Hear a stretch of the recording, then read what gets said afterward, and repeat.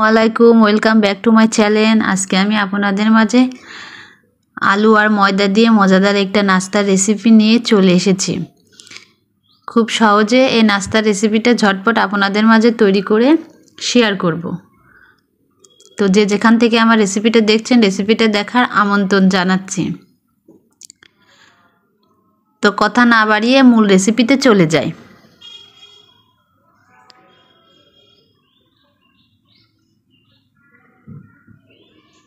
আমি 2 কাপ ময়দা নিয়েছি আর 2 চামচ তেল আর লবণ দিয়ে আমি ময়দাটা সুন্দরভাবে হাতের সাহায্যে মুথে নিব।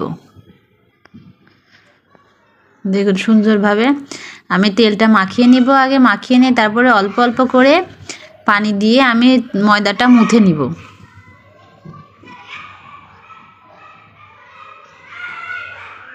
অল্প অল্প করে পানি দিতে হবে, বেশি পানি দিলে ময়দাটা ভালো হবে না, সেজন্য অল্প অল্প করে পানি দিয়ে আমি ময়দাটা মুথে নেব।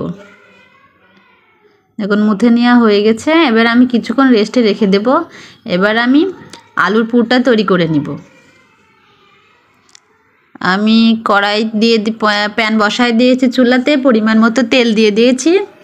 এবার তেলটা গরম হয়ে গেলে আমি পেঁয়াজ কুচি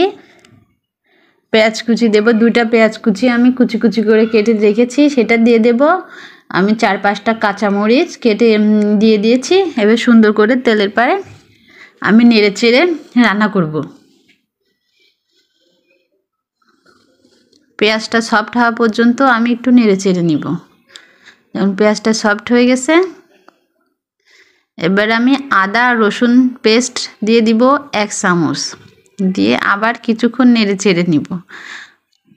এবার হলুদের গুঁড়া, কালো গোলমরিচ গুঁড়া দিয়ে আমি সুন্দর করে নেড়ে চেড়ে নেব। আর 1 চামচ মতো চাট মশলা দিয়ে দিয়েছি, সেটা স্কিপ হয়ে গেছে।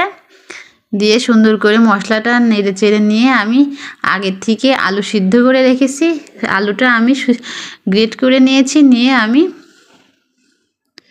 পেঁয়াজ ভাজার মধ্যে দিয়ে দেব। আর এই যে এদিকে আমি চাট মশলাটা দিয়ে দিয়েছি।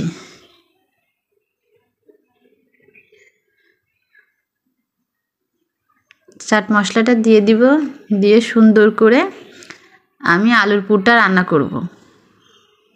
আর এদিকে একটু ধনিয়া পাতা কুচি করে রেখেছি, সেটা দিয়ে দেব। দিয়ে আমি আলুর পুরটা তৈরি করে নিব। তো আমার আলুর পুর তৈরি হয়ে গেছে, এবার আমি ঠান্ডা করে নিব।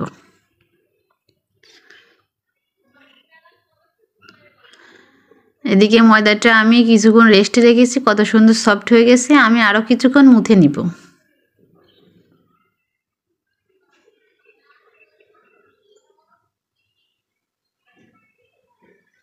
মুথে নিয়েছি, এবার আমি বড় একটা রুটি বেলে নেব।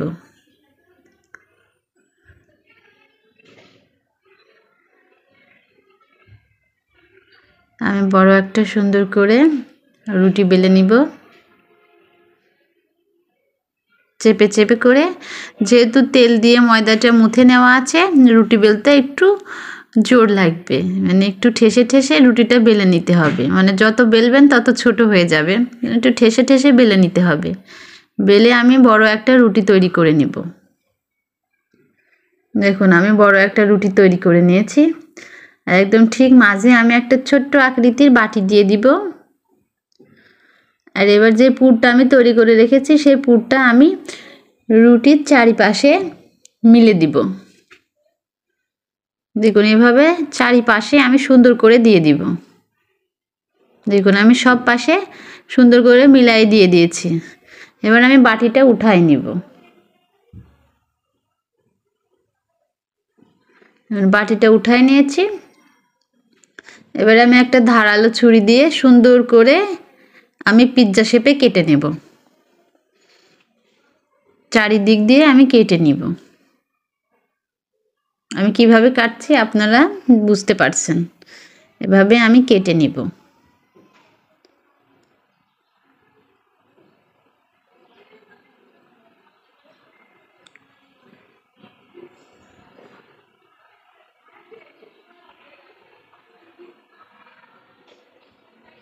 তো আমি কেটে নিয়েছি চারপাশে। এবার আমি আপনাদেরকে একটা তৈরি করে দেখাই দিব কিভাবে করব। এক সাইড থেকে এরকম ঘোরায় ঘোরায় পেঁচায় পেঁচায় আমি ওই পর্যন্ত নিয়ে যাব, পুর ভরা পর্যন্ত নিয়ে যাব।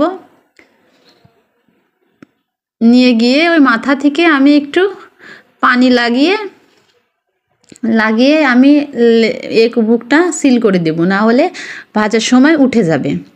সুন্দর করে আমি লাগাই সিল করে। দেখুন এভাবে আমি সবগুলা তৈরি করে নিব। আমি আরেকটা আপনাদেরকে তৈরি করে দেখাই দিচ্ছি আপনাদের দেখার সাথে। এভাবে পেঁচায় নিয়ে গিয়ে পুর পর্যন্ত নিয়ে মুখেলে পানি লাগায়ে সিল করে দিতে হবে। এভাবে আমি সবগুলা তৈরি করে নিব। এখন সবগুলো আমার তৈরি করা হয়ে গেছে। এবার আমি ভেজে নিব। আমি কড়াইতে তেল দিয়ে দিয়েছি। তেলটা আমি খুব ভালো করে গরম করে নিয়েছি। খুব ভালো না, হালকা মিডিয়াম করে গরম করে নিয়েছি। এবার এক এক করে আমি নিমকিগুলো ছেড়ে দিব, দিয়ে লো হিটে আমি ভেজে নেব।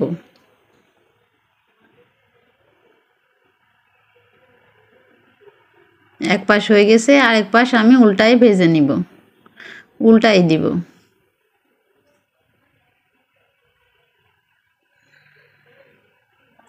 দেখুন লাল লাল করে হয়ে গেছে ভাজা। এবার আমি উঠাই নিব। এভাবে আমি সবগুলা নিমকি ভেজে নিব। তো দেখুন আমার ভাজা হয়ে গেছে, আর কত সুন্দর দেখতে লাগছে। কালারটা মাশাআল্লাহ অনেক সুন্দর, খেতেও অনেক মজা। আশা করি আমার রেসিপিটা আপনাদের ভালো লেগেছে। তো ভালো লাগলে আমার পাশে থাকবেন, সাপোর্ট করবেন। এমন নিত্য নতুন রেসিপি নিয়ে আবার আপনাদের মাঝে আমি হাজির হয়ে যাব। তো ধন্যবাদ বন্ধুরা, আল্লাহ হাফেজ।